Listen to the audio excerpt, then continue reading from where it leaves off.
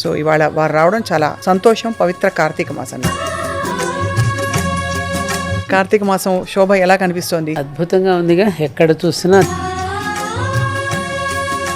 కానీ అసలు కార్తీక మాసంలో దీపాలు పెట్టడం వెనక విశిష్టత ఏంటి? కార్తీక దామోదరుడు అంటారు కదా, శివకేశవులిద్దరికి భార్యాభర్తలకి ఇప్పుడు ప్రైవసీ, స్పేస్ ఇవన్నీ ఉన్నాయి. ఆ రోజుల్లో ప్రైవసీ లేదు, స్పేస్ లేదు. భర్త తినే భోజనం చేసిన తర్వాత కొంత అన్నం అక్కడ మిగిలిచ్చేసేసి వెళ్ళిపోయిన తర్వాత భార్య తినడం చూసా నేను. ఆ రోజుల్లో మాలాంటి వాళ్ళం ఎలా మాట్లాడు, అత్తయ్య గారు నేను మీ అబ్బాయి కలిసి వెళుతున్నాం అనేవాళ్ళం. ఇప్పుడు ఒకళ్ళిద్దరు ప్రయాణం చేస్తున్నారు రైల్లో. ప్రయాణం చేస్తుంటే అమ్మాయి బ్యాగ్ గట్టిగా పక్కవాడికి తగిలింది. అంత గట్టిగా దెబ్బ తగిలింది కదా, నా బ్యాగ్ తగిలినప్పుడు మీరు కనీసం కోపం కూడా తెచ్చుకోలేదు ఎందుకండి అని అడిగిందట. ఆయన నవ్వుతూ, అమ్మా మన ప్రయాణం చాలా చిన్నది, నెక్స్ట్ స్టేషన్ లో నేను దిగిపోతాను. ఈ కాస్త ప్రయాణంలోనే నువ్వు కాస్త బ్యాగ్ తగిలేంత మాత్రం నేను కోపం తెచ్చుకోవడం ఎందుకు, నీ మీద అరవడం ఎందుకని కాముగా ఉన్నాను అన్నప్పుడు ఆవిడ మాట మన ప్రయాణం చాలా చిన్నది అని 10 సార్లు రిపీట్ చేసుకుంది. అలాగే మన జీవితంలో కూడా మన తోటి వారితో మన ప్రయాణం చాలా చిన్నది.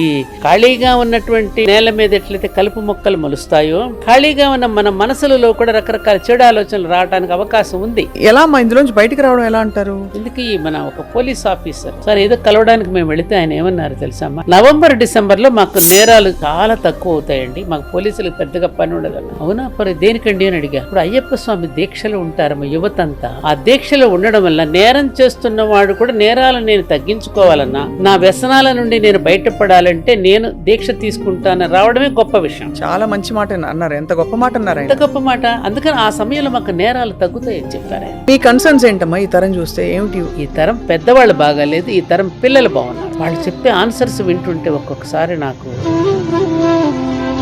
ఇంకొకటి కూడా ప్రమాదకరమైన పరిస్థితి ఏంటంటే,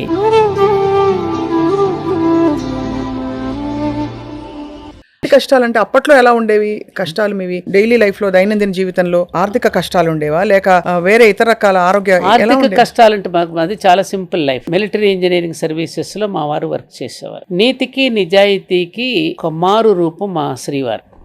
ఆయనకు ఒక్కరే కొడుకు. మా అత్తగారు చాలా అందమైన మనిషి. చిన్నప్పుడే భర్తను కోల్పోయారు ఆవిడ. చిన్నప్పుడే భర్తను కోల్పోయి చాలా అందమైనటువంటి యువతి యొక్క మనస్తత్వం ఎలా ఉంటుంది. థర్డ్ పర్సన్ నేను వచ్చాను ఇంట్లోకి, ఒక్కడే కొడుకు, గారంగా పెంచుకున్నారు. పొసెసివ్నెస్ ఉంటుంది కదా. వాటినన్నిటిని అప్పుడప్పుడు కలిగేటటువంటి దాని నుంచి అధిగమించడానికి నేను చాలా ఇబ్బంది పడాల్సి వచ్చింది కొన్ని సంఘటనల్లో. ఒక్కొక్క సమయం బాగా డిప్రెషన్ కూడా వెళ్ళిపోయిన రోజులు కూడా. అయ్యో అమ్మా, అవునా? అట్లా దానిలో నుంచి సూసైడల్ టెండెన్సీ కూడా వెళ్ళిపోయిన సంఘటన కూడా ఉన్నాయి. ఉంటాయి ప్రతి మనిషికి. నా ద్వారా నేను ఎందుకు చెప్తున్నా అంతే కదమ్మా. ఇప్పుడు పొసెసివ్నెస్ భరించలేక అలాంటివి కొన్ని ఉంటాయి జీవితాల్లో. తర్వాత చివరికి అదే అత్తగారి చేత 3 లోకాలు వెతికినా నాకు కోడలు లాంటి కోడలు దొరకదని ఎందుకు అనిపించుకోగలిగాను? మీరు గెలుచుకున్నా. అదే ఆ మనసు గెలవడం అనేది ఎలాగో మా నాన్నగారు రామాయణం ఇచ్చారని చెప్పి దాని ద్వారా నేర్చుకున్నాను. ఇప్పుడు పిల్లలకి ఎంతమందికి తెలుసు రామాయణ భారత భాగవతాలు? వైవిధ్యంతో కూడిన వ్యక్తులు ఉంటారు. ఆ వైవిధ్యం మధ్య మనం కరెక్ట్గా అర్థం చేసుకుంటే వైరుధ్యం అనేది ఉండదు కదా. వైవిధ్యాన్ని సరిగ్గా అర్థం చేసుకుంటే వైరుధ్యానికి తావే ఉండదు కదమ్మా. అది నేర్చుకోగలిగితే ప్రతి మనిషితోనూ ఆనందంగా జీవించవచ్చు.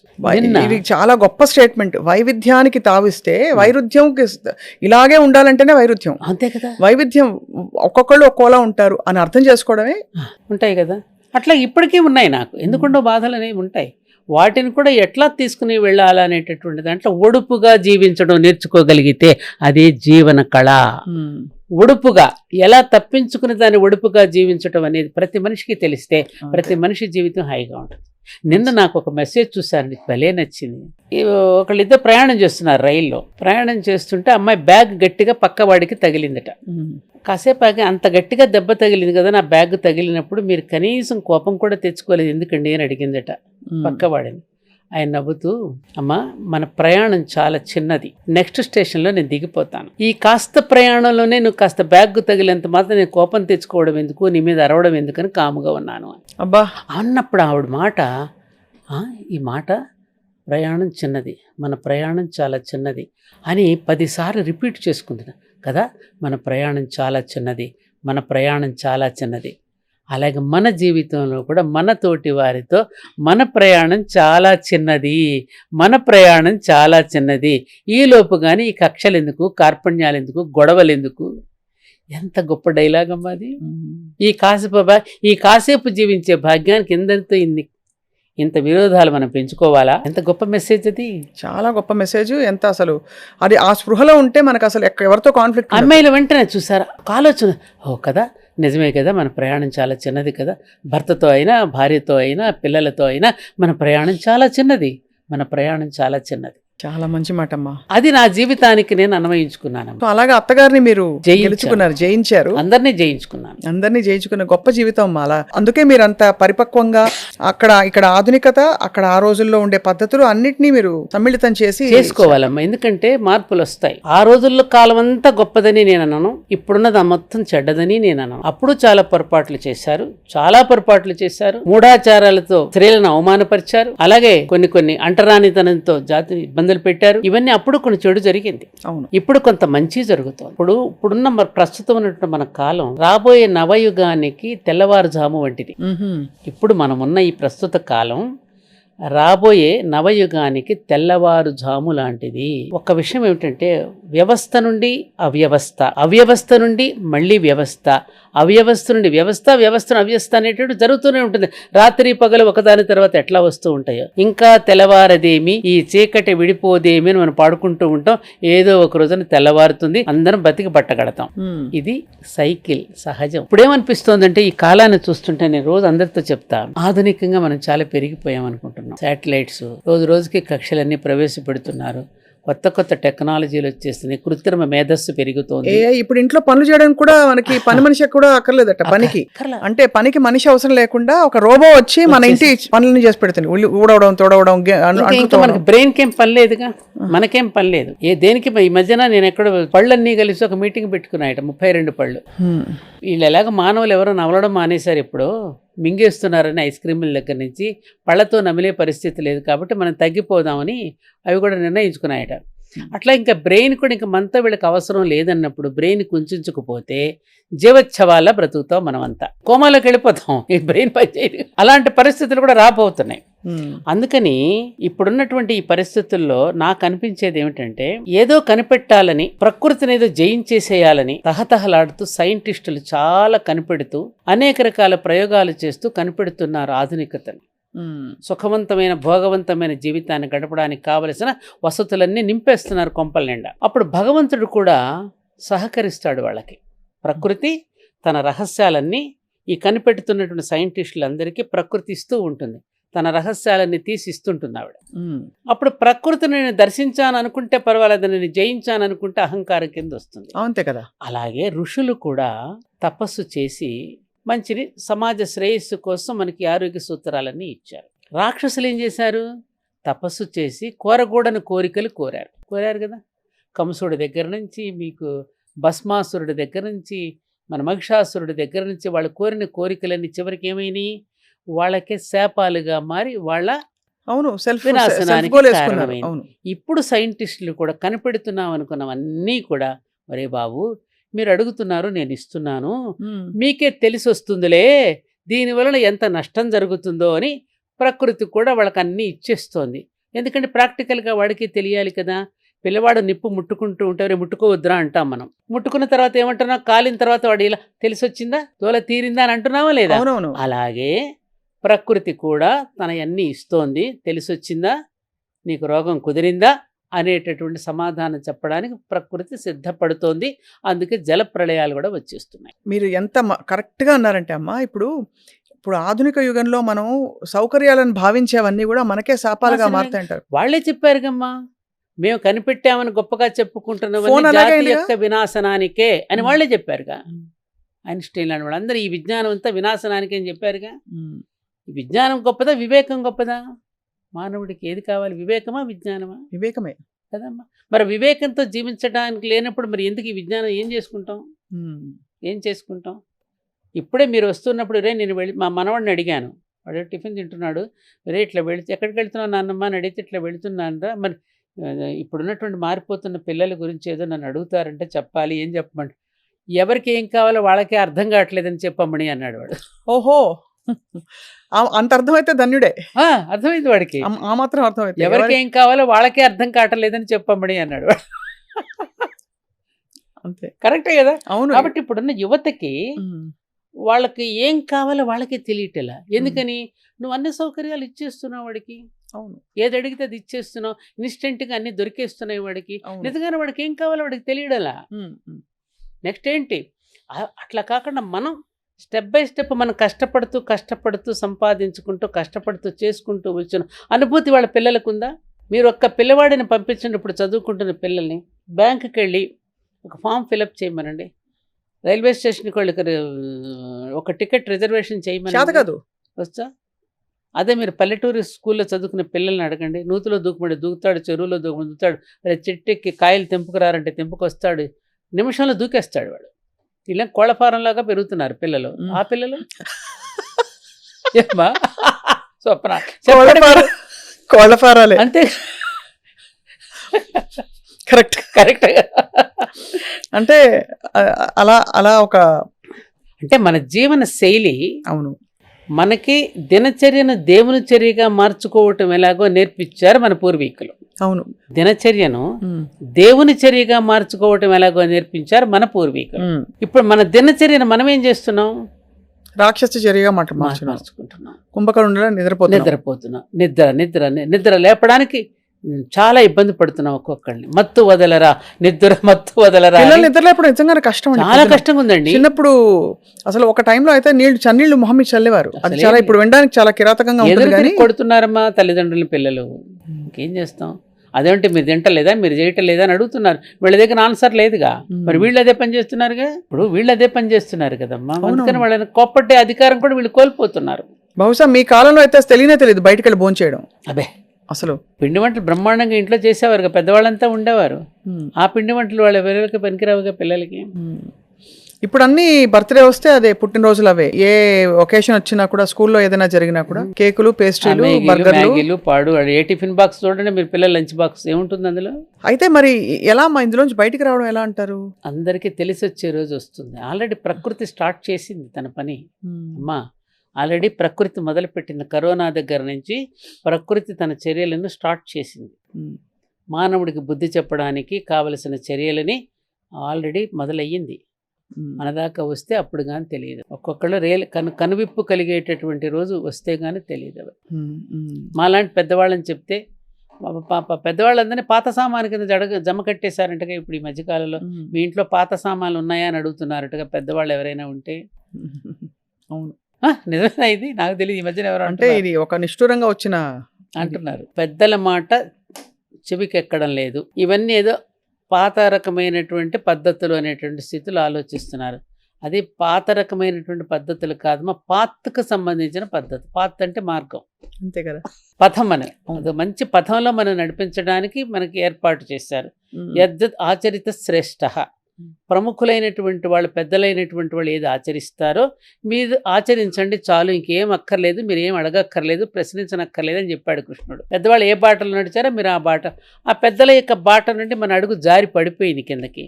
మళ్ళీ ఆ అడుగు పట్టాల మీదకి ఎక్కేంత వరకు మనం ఈ బాధలు పడవలసిందే. కుటుంబాలు ఈ కలహాలన్నీ మనం అనుభవించవలసిందే. ఈ మనం ప్రతిరోజు మనం చూస్తున్నటువంటి అనర్థాలు రకరకాల. ఇప్పుడు నేను చూడండి, ఎక్కడ కాశీ బుగ్గలోనో ఎక్కడో పాపం చనిపోయారట దీంట్లో. ఇవన్నీ దేనికి వస్తున్నాయి? చాలా క్రమశిక్షణ. ఇది మనలో క్రమశిక్షణ. ఇది కాసేపు కూడా ఆగలేని పరిస్థితి. పైగా ఒక్క విషయంలో మాత్రం చాలా బాధపడుతున్నాను స్వప్నం. ఈ దేశంలో ఒక భిక్షగాడు, ఒక దొంగ కూడా లేనటువంటి దేశం. ఆడంటాడు కదా, మన బ్రిటిష్ పార్లమెంట్లో బెబింగ్టన్ మెకాలే, భారతదేశం అంతా తిరిగి వచ్చాను నేను, కాశ్మీర్ నుండి కన్యాకుమారి వరకు, ఎక్కడ ఒక దొంగ కానీ ఒక భిక్షగాడు కానీ నాకు కనిపించలేదు. చాలా విలువలతో కూడినటువంటి జీవితాలు వారివి. వారిని జయించడం చాలా కష్టం నాకు. అందుకనే నేను వాళ్ళందరినీ కూడా పరాధీనులను చేయడానికి మన భాషను ప్రవేశపెట్టాను. అక్కడ సంస్కృత భాషను తీసి తాళాలు వేసేసాను. చెప్పి జయించాడు కదా. అలా ఒక దొంగ, ఒక భిక్షగాడు లేని దేశంలో ప్రతి మనిషిని ఒక భిక్షగాడి కింద, ఒక దొంగగా చేసేసారు కదమ్మా. చేసేసామా లేదా? ఉచితంగా వచ్చిందంటే పరిగెట్టిపోవడమా? ఎవరికో ఏదో వచ్చేస్తుంది, పుణ్యం వస్తుందని పొలోమంటూ వెళ్ళిపోతాం. ఒక క్రమశిక్షణ లేదు, పాడు లేదు. ఎంతమంది అక్కడికి వెళ్ళగానే మీకు ఆ పుణ్యం వచ్చేస్తుందని అనగానే పొలోమంటూ పరిగెత్తుకు వెళ్ళి ప్రాణాలు కోల్పోతున్నారు కదా. చాలా. అవును. అలా ఇచ్చేస్తాడా వెంటనే భగవంతుడు? అంత తేలిగ్గా ఉన్నాడా భగవంతుడికి? అంటే ఇదే పనే. ఈ పెద్ద పెద్ద ఘట్టాలకి ఇదే ఒక పూనకంలా వస్తుంది ఎందుకండి అందరికీ. ఇలా చెప్పడు? ఎందుకు ఇంకా మభ్యపెడతాం? పూర్వకాలంలో మన పెద్దవాళ్ళు అన్నం తినిపిస్తూ చందమామ రావే జాబిల్లి రావే అని గోరుముద్దలు తినిపిస్తూ వాడినట్ల ఏమర్చి అన్నం తినిపించడానికి ఒక ప్రక్రియ అది. పక్కలో పడుకోబెట్టి కథలు చెప్పి, నాన్న నువ్వు ఇలా చేస్తే నీకు చాక్లెట్ ఇస్తాంట, నువ్వు చదువుకో, ఇది చేస్తే అది చేస్తాను. ఎందుకని? వాడిని ఆ మార్గంలో పెట్టడానికి, బుజ్జగించడానికి చెప్పిన మాటలని పెద్ద అయిన తర్వాత కూడా అదే బుజ్జగించు మాటలు మీరు చెప్తే వాడిని వంచడం కాదా? మనల్ని మనం వంచుకుంటూ ఇతరులను వంచడం కాదా ఇలాంటివి చెప్పడం? అవును, అంతే కదా. అది చేస్తే పుణ్యం వచ్చేసింది. నిన్న మా గోశాలకి ఎవరో వచ్చారు, ఎవరో చెప్పారట, అక్కడ ఆవు ఎన్ని వెంట్రుకలు కిందకి రాలిస్తే అంత పుణ్యలోకాలకు వెళతారని చెప్పారని. ఈ మధ్యకాలం రాళ్ళు తెచ్చేవాళ్ళని ఆపలేకపోతున్నాం. అవి గోక్కోవడానికి తెచ్చే రాళ్ళు ఎవరో చెప్పారు, నా రాళ్ళు తీసుకొచ్చి అక్కడ పడేసిపోతారు. మా రాయి పెట్టలేదు, మా రాయి పెట్టలేదు అని కోపం. ఇది ఎక్కడైనా ఉందా అసలు? పెద్దవాళ్ళు పైగా వాళ్ళని రోజు రోజుకి మనం అజ్ఞానంలో పడేస్తున్నామా, లేకపోతే వాళ్ళలో ఒక మేధస్సును రగిలిస్తున్నామా? అంటే ఎందుకు ఈ తపన ఎక్కువైపోయింది? అంటే అసలు ముందు ఏదో పొందాలని. చూపు ఊర్ధ్వపు లోకంలో ఉండాలా, అధో లోకంలో ఉండాలా? అదే కదా. హయ్యర్ లెవెల్లో థింక్ చేయడానికి బదులు ఇంకా మన లోయర్ లెవెల్లో థింక్ చేస్తూ ఇంకా నువ్వు ఎల్కేజీలో కూర్చోబెట్టి చెప్తే ఎలా వాళ్ళకి పాఠాలు? ఎంత ప్రమాదం జరుగుతుందని ఎంతమంది నవ్వుకుంటున్నారు మనల్ని చూసి, ఎంతమంది వేళాకోళానికి గురవుతున్నాం మనం. ఎప్పుడు ఆలయాలకు వచ్చినా ఇలాగే ప్రవర్తిస్తున్నారు. ఎక్కడికి వెళ్ళినా ఇలాగే ప్రవర్తిస్తే మనల్ని చూసి 10 మంది నవ్వుకోరండి. అవునవును. వాళ్ళ ప్రపంచ దేశాలన్నీ కూడా క్రమశిక్షణతో మనదైనటువంటి సనాతన ధర్మాన్ని ఆచరించడానికి పద్యాలు నేర్చుకుంటున్నారు, శ్లోకాలు నేర్చుకున్నారు, రుద్ర రమకాలు బ్రహ్మాండంగా చదువుతున్నారు, చక్కగా నాట్యమో సంగీతమో నేర్చుకుంటున్నారు, ప్రదర్శిస్తున్నారు. అద్భుతంగా మనదైనటువంటి సంస్కృతిని అవలంబించుకోవడానికి వాళ్ళు ఊబిర్లుడుతుంటే మనం ఏంటమ్మా ఇలా అయిపోతున్నాం? మనకి వినోదానికి కూడా ఒక నిర్వచనం మారిపోయింది. మారిపోలా? మీరు బిగ్ బాస్ చూస్తారమ్మా? అబ్బో అడగండి నన్ను. అంటే అర్థం కాని పరిధులు దాటిపోతుంది. ఆ పరిధి దాటకూడదని లక్ష్మణుడు అక్కడ రేఖ గీశాడు. లక్ష్మణ రేఖని ఎందుకంటాం మనం? అంటే ఆ గీత ఖచ్చితంగా సంస్కృతి దాటకూడదు. సంస్కృతి దాటకొస్తే ప్రమాదం. అదే జరిగిందిగా. రాముడు ధర్మం అయితే సీతమ్మ సంస్కృతి. ఆ సంస్కృతి కనుక దాటిందంటే ప్రమాదం సుమా అని చెప్పి గీశాడు. కాదని చెప్పేసి ఆవిడ వెళ్ళింది, నమ్మేసింది, మాయ మాటలు నమ్మేసింది. రాముడిని ఏదో చేసేస్తాడేమో భయంతో వెళ్ళిపోతే ఏమైంది? మళ్ళీ ఆయన కలపడానికి వివేకమైన ఆంజనేయుడు రావాల్సి వచ్చింది. ధర్మాన్నించి సంస్కృతి విడిపోతే వివేకమైన ఆంజనేయుడు వస్తే కానీ మళ్ళీ ధర్మము సంస్కృతి కలవదు. అందుకని ప్రతి యువకుడు ఇవాళ ఒక వివేకానందుడై, ప్రతి యువకుడు ఒక ఆంజనేయుడై, ప్రతి యువకుడు ఒక ప్రహ్లాదుడై వాళ్ళ జాతిని మళ్ళీ కలపవలసిన అవసరం ఉన్నది. అంటే ఇది విమర్శించాలని నేను ప్రస్తావించలేదమ్మా, కానీ మీరు అన్నట్టు నిజంగా ఒక పరాకాష్ఠకి వెళ్ళిపోయింది ఇటువంటి వినోదభరిత కార్యక్రమాలు. అబ్బో, అంటే వినోదం జగుప్సాకరమైన ఏకీకరమైన వినోదం. మళ్ళీ దాని మీద మామూలుగా అంటే రకరకాల చర్చలు జరుగుతూ వాళ్ళు ఏమిటి, వాళ్ళ క్యారెక్టర్ ఏమిటి అని రకరకాల నెగిటివ్ ఎమోషన్స్ రావడం. ఇప్పుడు నేను ఏదైనా మాట్లాడినా కూడా దాని మీద ఇంకొకటి చర్చ పెడతారు, ఇంకొకటి మాట్లాడారు. ఇది మరీ ఎక్కువైపోయి అభిమతాలు ఎక్కువైపోయి ప్రజలను ఒక గందరగోళ పరిస్థితిలో పడేస్తాం. కరెక్ట్ గా చెప్పారు. ఇది మంచిదా? ఇంకొకటి కూడా ప్రమాదకరమైన పరిస్థితి ఏంటంటే ఈ ఆధ్యాత్మిక స్పిరిచువలిజంలో కూడా ఒక సైకోస్ తయారవుతున్నారు. కరెక్ట్ గా చెప్పారమ్మా. నిజమండి. ఒక పిచ్చెక్కిన వాళ్ళు అది చెప్పారు కాబట్టి మనం ఇలా చేయాలి. ఢిల్లీలో ఒక సంఘటన జరిగింది, గుర్తుందా మీకు? ఎన్నో గొట్టాలు పెట్టేసి ఇంట్లో ఒక ట్యూబులు పెట్టేసి ఆ ట్యూబుల్లో నుంచి ఆత్మ వెళ్ళిపోతున్నారు, అందరూ ఒకేసారి చనిపోయారు. అంటే ఇదొక పిచ్చ. రెండో పిచ్చ పర్వర్షన్. ఇంకోళ్ళు మనం గొంతు చించుకుని అరుస్తున్నాం, వీళ్ళు అది పాటించట్లేదు, వాళ్ళు ఇది పాటించట్లేదు అని అదొక సంస్కృతి మొదలైంది. మళ్ళీ అదొకటి గొంతు చించుకుని అరుస్తున్నారు చాలా మంది. ఎందుకు? పూర్వకాలం నుంచి వీళ్ళందరూ చెప్తేనే పాటించారా? అసలు ఆధ్యాత్మికత అనేది పుట్టుకతోనే ప్రారంభమైందమ్మా, మనసులోనే ఉంది. ఆధ్యాత్మికత అంటే ఏదో పెద్ద గ్రంథాల్లో చదివేది ఆధ్యాత్మికత కాదు, మన జీవితమే జీవించటమే ఆధ్యాత్మికత. అవును, లైఫ్ అది, ఒక వే ఆఫ్ లైఫ్ అది. ఎందుకంటే పురాణాలు కానీ ఇతిహాసాలు కానీ ఇలా జరిగాను కదా. శృతి అంటే వేదము, స్మృతులు అంటే ధర్మశాస్త్రాలు, సంప్రదాయం దానికి నిచ్చెనేటి సత్సాంప్రదాయాలు మనకు ఏర్పాటు చేసినటువంటి ఇవన్నీ కూడా పూజాధికారి, ఇవన్నీ దానికి నిచ్చెన లాంటి. వేదం అర్థం కాదు కాబట్టి ధర్మశాస్త్రాలు ఒక పర్సానిఫికేషన్, ఒక మనిషికి ఆపాదించి మన కథలుగా చెప్పారు. ఆ కథలే మన జీవితం. మహాభారతం చదివితే వైవిధ్యమైనటువంటి పాత్రలు ఉంటాయి, విభిన్న స్వభావాలు కలిగిన వాళ్ళు ఉంటారు సమాజంలో, వాళ్ళందరితో కలిసి ఉండటం ఎలాగో నేర్పింది. రామాయణం అంటే కుటుంబం ఎలా ఉండాలో, ప్రజలను ఎలా పరిపాలించాలో మనకు చక్కగా దాని అనుపానులన్నీ మనకు తెలియచేశారు. దాని ప్రకారమే మనం నడుచుకుంటున్నాం, వాళ్ళనే గుర్తు చేసుకుంటున్నాం, వాళ్ళ జీవితాలతోనే సమన్వయం చేసుకుంటున్నాం మన జీవితాన్ని కూడా. సింపుల్. దీనికోసం దీంతా చించేసుకుని గొంతు చించుకుని మాట్లాడుకోవాల్సిన అవసరం ఏముంది? ఇలా మాట్లాడుకున్నారా? పూర్వంలో మా ఇళ్లలో జరగలేదా? ఇప్పటికీ జీవించడం లేదా? పర్ఫెక్ట్ గా చెప్పారమ్మా. ఆధ్యాత్మికత అంటే వ్రతాలు, పూజలు, నోములు, పారాయణలే కాదు. నన్ను నువ్వు తెలుసుకో, నేనెవరిని, నేను ఎందుకు వచ్చాను, నాకంటూ ఒక రోల్ ఉంది, భగవంతుడు ఒక పాత్రతనిచ్చాడు, ఆ పాత్రతను నేను సజావుగా నిర్వహించడమే ఆధ్యాత్మికత. నన్ను కూడా ఆధ్యాత్మికవేత్త అంటే నేను ఒప్పుకోను. నన్ను ఎవరైనా పరిచయం, ఎందుకమ్మా ఆధ్యాత్మికవేత్త అంటే చాలా పెద్ద పదం అమ్మా. ప్రతిదీ మీరు చిన్న శ్లోకాలు చెప్పినా, పద్యాలు చెప్పినా ఆధ్యాత్మికవేత్తలు అనేస్తున్నారు ఎందుకు? అందరికీ శ్రీ శ్రీ శ్రీలు ఎందుకు తగిలించేస్తున్నారు ఇట్లా? దానికంటూ ఒక అర్హత ఉండాలి. నన్ను కూడా అలా అనొద్దని చెప్తాను నేను అందరికీ. కానీ మీరు చాలా నిజంగా అందరికీ అంటే అర్థమయ్యేలా చాలా రీజనబుల్ గా చెప్తారు. సోషల్ ఇప్పుడు మనకి వాడికి అర్థమయ్యేటంటే, పిల్లవాడు అడుగుతున్నాడు ఇవాళ, ఒకప్పుడు మా చిన్నప్పుడు మాకు భూకంపం ఎలా వస్తుందమ్మా అంటే, మా జేజమ్మ వాళ్ళు భూమి కంపించినప్పుడు ఇక్కడి నుంచి ఇక్కడికి మారుతుందమ్మా బరువు ఎక్కినప్పుడు, ఆ మారుతున్నప్పుడు వచ్చే ప్రకంపనే భూకంపం అని చెప్పేది. అలాగానే దండం పెట్టేసేవాడు. వాళ్ళు ఆలోచిస్తే ఏమీ చదువు రాకపోయినా వాళ్ళు చెప్పిందంటే ఎంత అర్థం ఉందమ్మా. సైన్స్ కూడా అంతే కదా. ఆ భూమి యొక్క సమతుల్యతను మనం దెబ్బతీసినప్పుడు అది కంపిస్తోందిగా. అంతే కదా. భూకంపం ఎందుకు వస్తుంది నిజమే. ఇప్పుడు చూడండి, ఆకాశ హర్మ్యాలు కట్టేస్తున్నాం, ఎక్కడ చూసినా భవనాలు ఎక్కడ ఆకాశాన్ని తాకుతున్నట్టుగా కనిపిస్తున్నాయి. లోపలికి ఎంత లోతు తవ్వుతున్నాం మన స్వార్థం కోసం. మనం కంఫర్ట్గా జీవించాలని మనం ఏదో భోగలాలసలో పడిపోయి ఎంత లోతుకు వెళుతున్నాం మనం. ఎక్కడ బ్యాలెన్స్ తప్పుతుందా లేదా?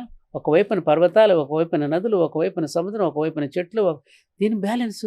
ఒకప్పుడు పూర్వంలో మేము ఎడ్ల బండి కట్టుకుని వెళుతూ ఉంటే మా అన్నయ్యలు బండి తోలుతూ, మరి వెనక బరువు ఎక్కినట్టు కొంచెం బస్తాలు తీసుకురండి ముందే ఇండి అనేవారు. అంటే ఏంటి, అక్కడ బ్యాలెన్స్ తప్పింది కదా. ఇప్పుడు అదే కదా, మరి ఇప్పుడు అదే ప్రకృతిలో బ్యాలెన్స్ తప్పుతుందా లేదా?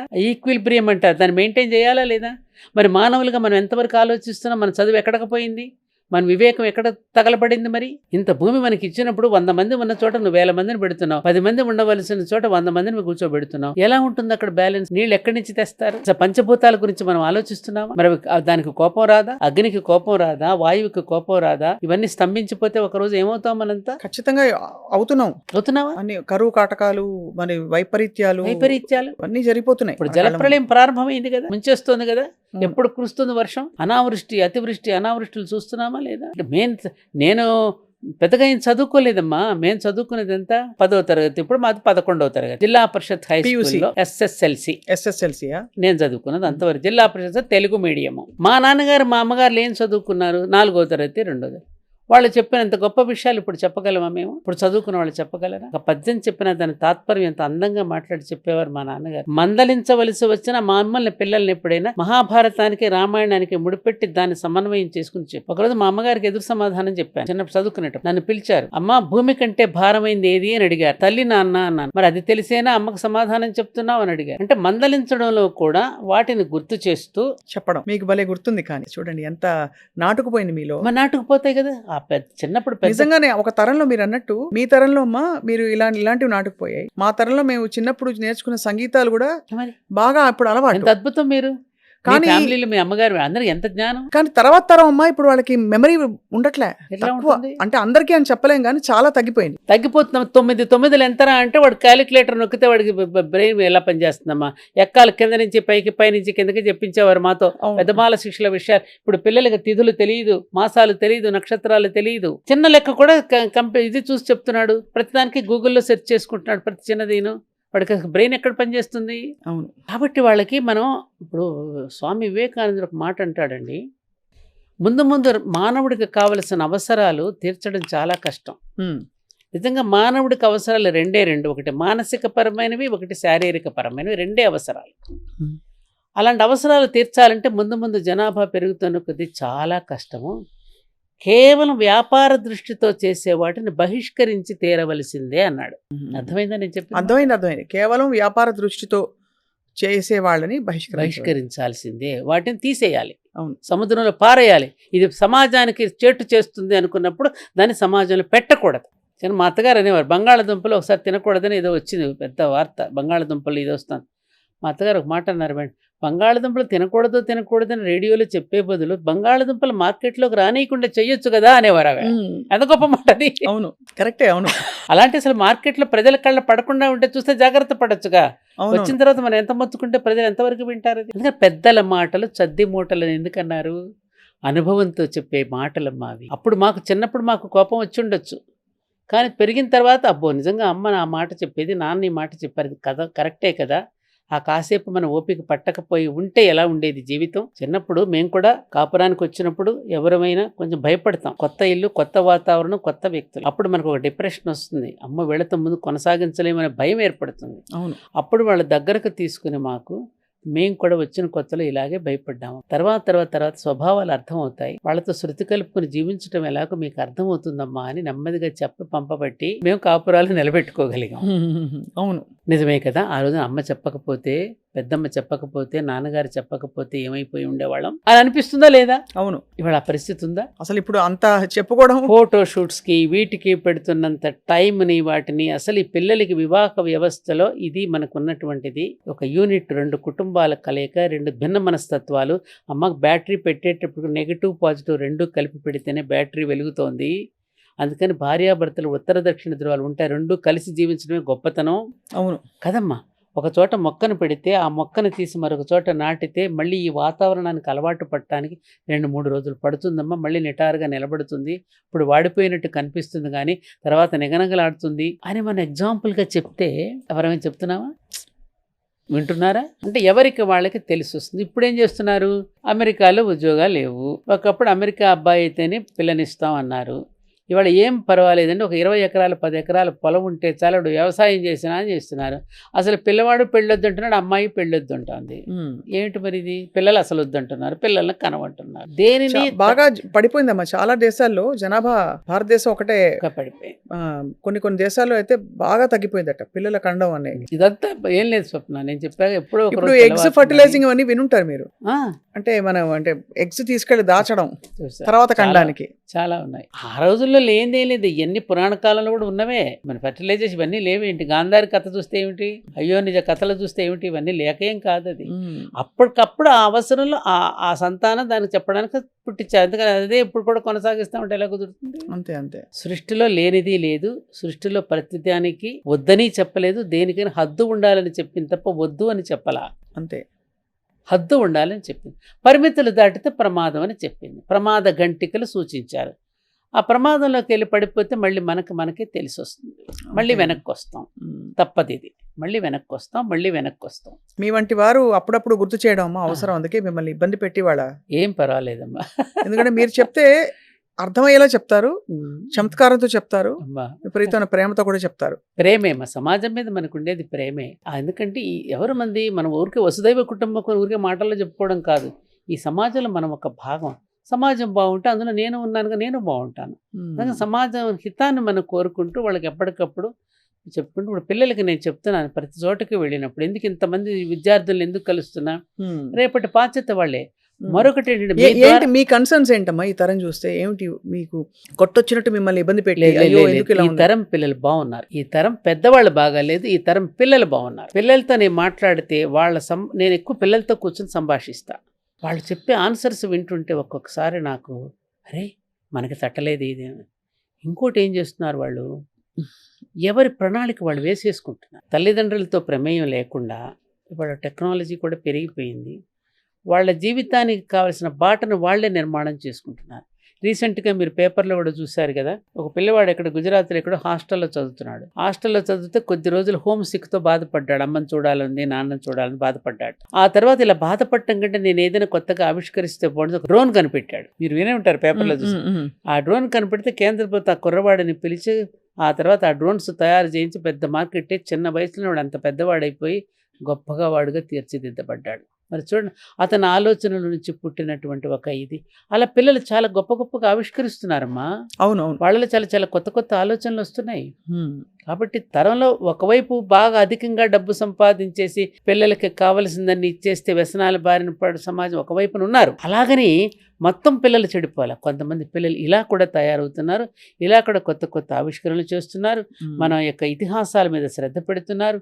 మన భారతీయ సంస్కృతి మీద కూడా వాళ్ళు ఇది చేసుకోవడానికి ఉబలాట పడుతున్నారు. అవి చూస్తున్నాం మనం. కాబట్టి సమాజంలో ఈ మంచి చెడు అంతా ఒకటి ఉంది. ఇంకోటి స్వప్న, మీ ద్వారా నేను చెప్పదలుచుకున్నది ఏంటంటే, నేను చాలాసార్లు రామోజీరావు గారితో కూడా ఒకసారి ఒక సందర్భంలో కలిసి వెళ్ళి మాట్లాడాను. రామోజీరావు గారు ఒక సజెషన్ అండి, ప్రపంచ దేశాలలో పత్రికల వాళ్ళు మంచిని తాటికాయలంతా రాస్తారు. ఎక్కడన్నా సమాజంలో చెడు జరిగితే ఒక మూల రాస్తారు. వాళ్ళు మంచికి ప్రాధాన్యతనిస్తారు, చెడుకి అప్రాధాన్యత ఉంటుంది. మనం పేపర్లో ఏదైనా జరగన పెద్ద పెద్ద తాటికంత అక్షరాలతో చెడును పెద్దగా మనం హైలైట్ చేయటం వలన ప్రపంచమంతా చెడిపోతుందనే భావనలో పడిపోయి మనం మాత్రం ఏం చేస్తాంలే నలుగురితో నారాయణ అనే భావనలో నిస్పృహలో పడిపోతున్నారు. దయచేసి మంచిని కూడా మీరు పెంచండి, మంచి విషయాలను కూడా తాటికంత అక్షరాలతో రాయండి. అప్పుడు పాజిటివ్గా ఆలోచిస్తారంతా.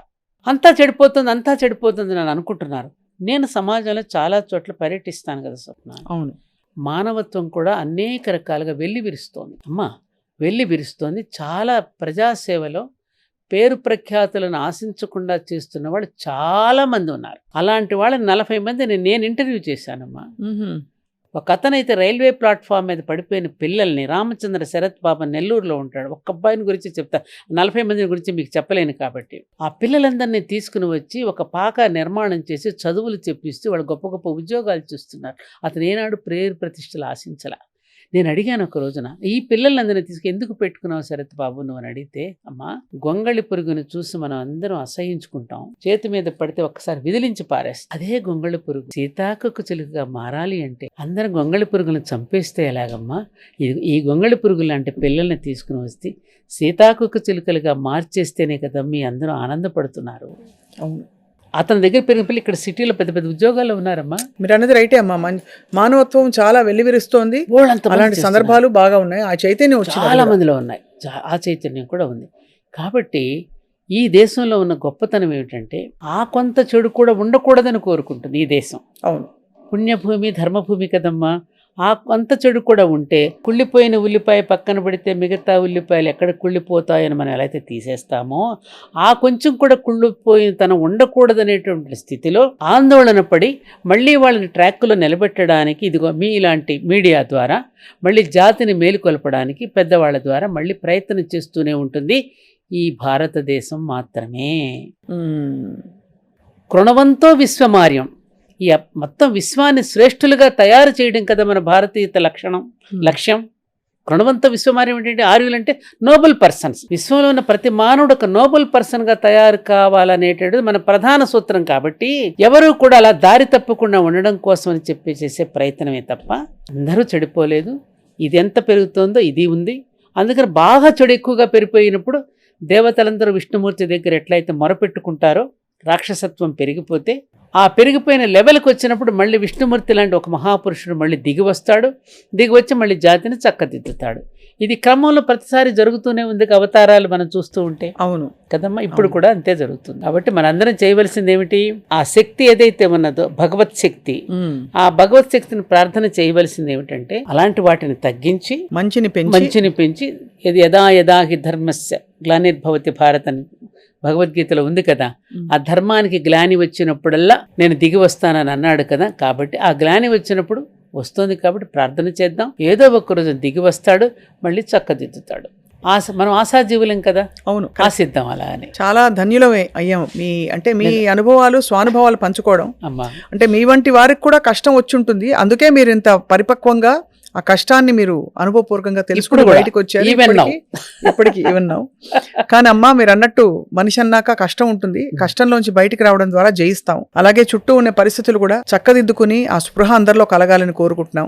అప్పుడప్పుడు మిమ్మల్ని పలకరిస్తాం, మిమ్మల్ని ఇబ్బంది పెడతాం. మీరు మా సుమన్ టీవీ ప్రేక్షకులకి బోల్డ్ విషయాలు చెప్పాలి. తప్పకుండా ఈ విషయాలన్నీ పెద్దలు ఎప్పుడో ఒకప్పుడు అందరికీ మనకి చెప్పేసినవే మళ్ళీ మనం మననం చేసుకుంటున్నాం అంతే అమ్మా. ఇదం నమ్మమ్మా, ఇదేది నాది కాదు అంతా.